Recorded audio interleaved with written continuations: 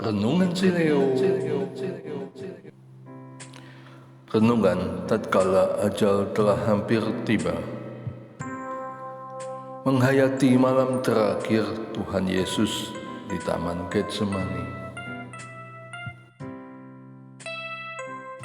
When tomorrow is the end. Ketika besok adalah hari terakhirku. Ketika itu, aku sedang di ruang adorasi gereja Santo Laurentius Alam Sutra. Di hadapanku ada lukisan kaca yang menggambarkan Tuhan Yesus sedang berdoa di Taman Getsemani. Kedua telapak tangannya terkatup erat. Ada tulisan di meja altar, "Do this in remembrance of me." Aku sujud menyembah di hadapan sakramen Maha Kudus. Aku memohon ampun atas segala dosa dan kesalahanku. Aku berdosa, aku sungguh berdosa. Ketika aku diam, dia membisikkanku kata-kata yang sungguh mengejutkanku. Jika orang lain yang karena sakitnya divonis oleh dokter dapat bertahan hidup paling lama 3 bulan, maka aku tidak mendapat waktu sebanyak itu. 1 bulan? Tidak. 1 minggu? Tidak. Lalu berapa lama? Aku memandang lukisan kaca tersebut, merenungkan apa yang sedang dialami oleh Tuhan Yesus saat itu. Lalu katanya kepada mereka, "Hatiku sangat sedih, seperti mau mati rasanya." Matius 26 ayat 38. "Tinggallah di sini dan berjaga-jagalah dengan aku," ajak Yesus kepadaku juga. Maka ia maju sedikit, lalu sujud dan berdoa. Katanya, "Ya Bapakku, jikalau sekiranya mungkin, biarlah cawan ini lalu daripadaku. Tetapi janganlah seperti yang ku kehendaki, melainkan seperti yang kau kehendaki."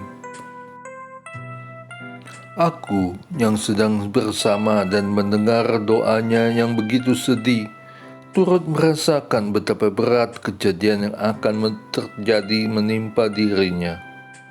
Dan waktunya adalah besok. Bukan bulan depan. Bukan pula 3 bulan lagi. Itulah jawaban atas pertanyaanku tadi. Berapa lama lagi aku dapat hidup? Sampai kapankah? Besok. Ya, besok. Beberapa jam lagi waktuku akan habis. Aku harus meninggalkan segalanya. Bukan hanya meninggalkan harta seperti ketika aku bangkrut, atau meninggalkan penyakitku setelah aku dioperasi, tetapi semuanya jatuh tempo besok. Tidak dapat diperpanjang. Sekalipun Tuhan Yesus sampai berpeluh darah, dan aku soja menangis sesungguhkan. Maka seorang malaikat dari langit menampakkan diri kepadanya untuk memberi kekuatan kepadanya. Lukas 22 ayat 43. Aku pun memerlukan kekuatan daripadanya, karena tidak banyak lagi kesempatan bagiku untuk mempersiapkan diri menjelang kepergianku. Aku sesungguhnya telah diberikan banyak kesempatan untuk mempersiapkan saat-saat seperti ini. Sejak aku ikut kursus spiritualitas kitab suci Emmaus Journey, sampai sekarang pun aku masih tekun di dalam Dia. Namun ternyata tidak mudah untuk menerima kenyataan. Aku berulang kali membaca, bahkan merenungkan firman-Nya. Karena itu berjaga-jagalah, sebab kamu tidak tahu pada hari mana Tuhan akan datang. Matius 24 ayat 42. bahkan dengan perumpamaan Tuhan dan hamba, gadis-gadis bijaksana, dan lainnya. Apa yang sudah aku lakukan? Atau aku tidak tahu apa yang harus aku lakukan? Setelah aku merenungkan dan menjadi paham akan makna 7 sabda terakhir Tuhan Yesus dari atas kayu salib, maka aku menjadi lebih mengerti apa saja yang seharusnya aku persiapkan menjelang hari perjalananku menuju ke dalam kehidupan kekal, dimulai setelah aku meninggal. Ya, setelah aku meninggalkan segala yang ada di dunia ini, dan itu akan terjadi esok hari, beberapa jam lagi. Perlukah aku membuat daftar kegiatan yang akan aku lakukan pada sisa jam yang ada? Running countdown. Apa yang pertama-tama harus aku lakukan? Apa yang terlupa dan belum aku persiapkan? Oh my God, tolonglah aku menyelesaikannya dengan sebaik-baiknya. Aku tidak mungkin mengulang dan memperbaiki yang kurang atau yang belum sempat aku lakukan. Sekalipun, sekali lagi, aku berteteskan keringat darah dan berteriak kepadamu, Allah Bapa, agar aku dikembalikan ke dunia. Sungguh tak banyak lagi hal yang dapat aku lakukan pada sisa jam yang tersedia. Untuk itu, aku akan memohon pengampunan atas segala dosa dan kesalahanku. Juga aku akan mohon maaf kepada istri dan anakku, serta kepada mereka yang pernah aku kenal dan bergaul dengannya, mereka yang ada di dalam angan-anganku. Dan juga kepada mereka yang tidak aku kenal, tetapi pernah berhubungan denganku secara tidak langsung. Aku perlu mendapatkan sakramen-sakramen terakhirku, sakramen tobat, perminyakan, dan ekaristi. Inilah yang terpenting yang harus aku lakukan. Inilah bekalku untuk memasuki kehidupan kekal. Setelah menerima sakramen-sakramen, jika waktunya masih ada, aku akan titip pesan kepada mereka yang akan aku tinggalkan. Tentunya hanya pesan terpenting, tidak semua hal dapat aku titip pesankan. Apa pesan yang utama untuk mereka?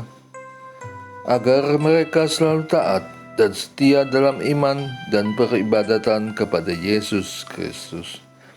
Tekun bersekutu dengannya dengan membaca firman-Nya, berdoa, berdevosi, dan pelayanan. Agar anakku menemukan jalan hidupnya yang terbaik baginya. Jika menemukan pasangan hidup, agar istrinya dapat membimbing dia dan seisi rumah tangganya secara Katolik yang benar. Agar mereka menjaga kesehatan jasmani dan rohani, agar mereka semakin kuat menjalani hidup ini, mampu melakukan apa yang selama ini aku kerjakan, dan agar mereka tetap mendoakanku. Apalagi, jangan lupa jurnal yang pernah aku tulis, yang belum sempat aku bukukan. Semoga dapat mewarisi kebaikan dan menjadi kesaksian atas kemuliaan Yesus Kristus yang telah menebus dan menyelamatkan diriku. Apalagi, selagi masih ada waktu, selagi aku masih sempat. Oh Tuhan, tidak ada lagi yang aku harapkan selain segera berjumpa denganmu. Aku akan menutupnya dengan mendaraskan rosario. Dan karena sudah tidak ada hal lain lagi, datanglah malaikat menghampiri. Malaikat siapa aku tidak kenal. Dan tanpa memperkenalkan namanya, ia bertanya, "Sudah siap?" Aku pun menjawab, Tetelestai. Sudah selesai. Bapa, ke dalam tanganmu kuserahkan nyawaku.